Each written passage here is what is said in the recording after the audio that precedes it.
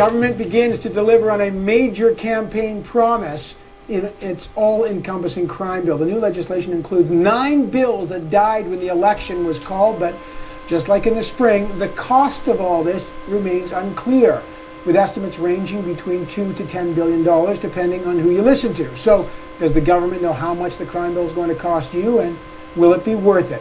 Joining me now, the Justice Minister, Rob Nicholson.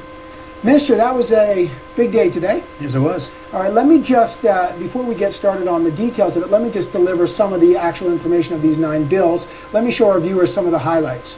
The Safe Streets and Communities Act, as it's called, promises, quote, better protection for children and sexual predators, longer sentences for organized drug crime, ending house arrest for a new list of serious offenses, including car theft, sexual assault, and theft over $5,000. Adult sentences for violent and repeat young offenders, stricter eligibility for pardons, which will be renamed record suspensions.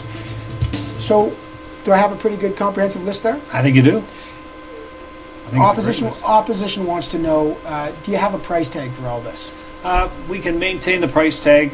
We know that crime is very costly to Canadians. I was looking at a study recently, 2008, that the cost of crime in this country was about $99 billion, of which 83% is borne by victims. So victims pay the most of the cost of crime. They pay the price, and we want to do everything we can to help them. And I appreciate that's one cost, but there's Yes. a second question, Yes. and I just want to know if there's an answer to the question of what will it cost to deal with that. So it's what always do these very bills difficult cost? exactly to predict that. I mean, I gave a breakdown of these bills before Parliament on an individual basis. When I testified before the House of Commons Committee in the spring, we gave them 500 pages. But again, it's very difficult to guess exactly how much something like this is going to cost. What we do know is that we've got to move forward on these things. We have to better protect children against those who would sexually exploit them. We've got to send the message out to people who are trafficking in drugs or bringing drugs into this country that there are serious consequences. And so, yeah, is there a cost to these things? Yes, of course there is. But again, most of the cost is borne by victims.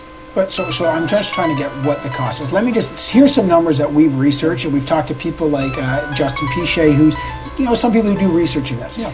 Penal system costs $15 billion. Healthcare, productivity losses, and stolen damaged property cost to victims, $14.3 billion. Third-party costs, $2.1 billion. Intangible costs, pain and suffering, $68.1 billion. Did you get that?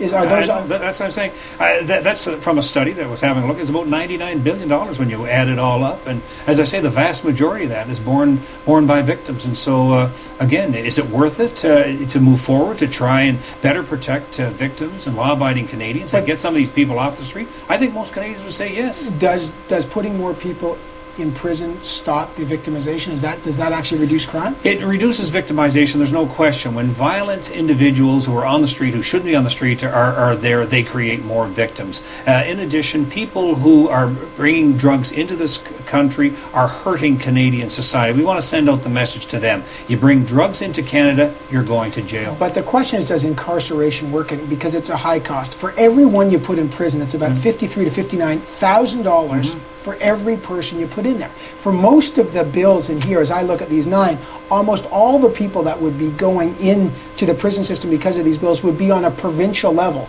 So are you compensating the provinces for the amount of money that they'll have to bear for their prison system? We have been increasing over $2 billion increase just in this past year in our transfers to the provinces. And we've responded to the provinces' needs. One of the issues that the provinces have raised with me on a couple of occasions is getting rid of the 2-for-1 credit. They said this was clogging up provincial resources where people were waiting to have their matter heard and they were stuck in provincial facilities. And so we did get rid of that for them. I know they all supported that. And again, we've increased our transfers to the provinces in each year. In fact, it's up over 30% since we formed government. So how many more prisoners will get into the system? I mean, I'm just trying. They haven't factored in. It's impossible for me to give that precisely. I talked with my colleague, the Minister of Public Safety, who's responsible for that.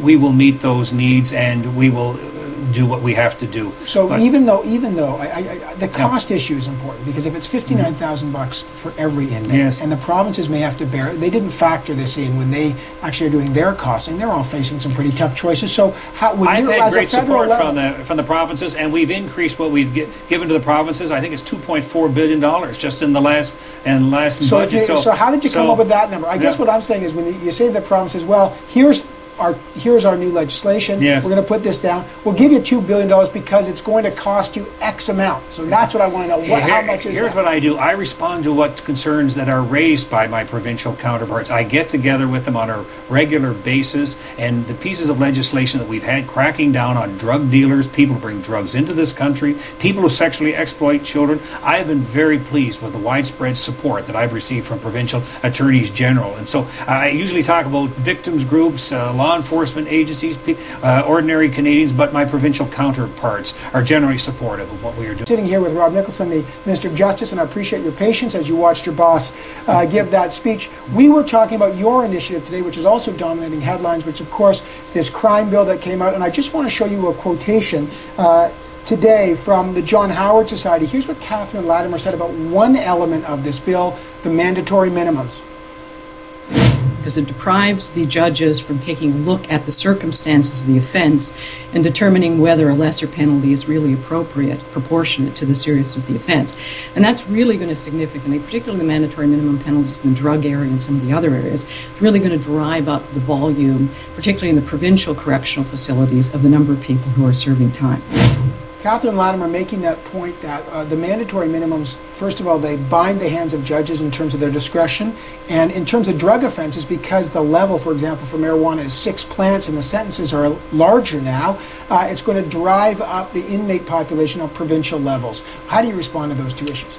Again, we provide guidance to the courts, and that person who has those 6 plants is in the business of production for the purpose of trafficking, just so we make that clear, because some critics will say, well, it's for his personal use. It's trafficking. Because it's the low number of 6 That's right. plants that they 6 say... to 199 plants. I mean, you may have just harvested 100 plants last week, and you may only have 6, but it's for the purposes of trafficking, so we want to make that very clear. But what if a judge says, hey, you've got 7 plants and you've got 199 plants, they get the same mandatory minimum? Well, the judge, he can raise it from that. I mean, that's just the minimum. The judge can have a look at all the circumstances of every case. If this individual is involved with organized crime, if he's providing the currency for organized crime and for his operation, then the judge can act appropriately. We want to give the judges and the courts the tools to deal with this very difficult problem. We want to send out a message to people: this is not the business to get into. There are serious consequences if you do.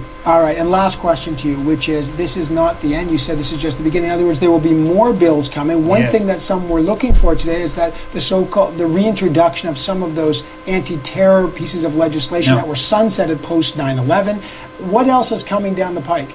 Well, that's certainly one of them. Citizens arrest, updating the criminal code with respect to the investigative powers that law enforcement agencies have. We're going to be very busy, but I hope this bill gets through very quickly. Canadians want it, and let's move forward on it. Rob Nicholson, you've been very patient with me. Thanks so much for wading through that as well, and thanks for coming I'm always by. glad to hear the Prime Minister. All right, that's the Justice Minister, Rob Nicholson. He knows what to say on that situation. I appreciate that.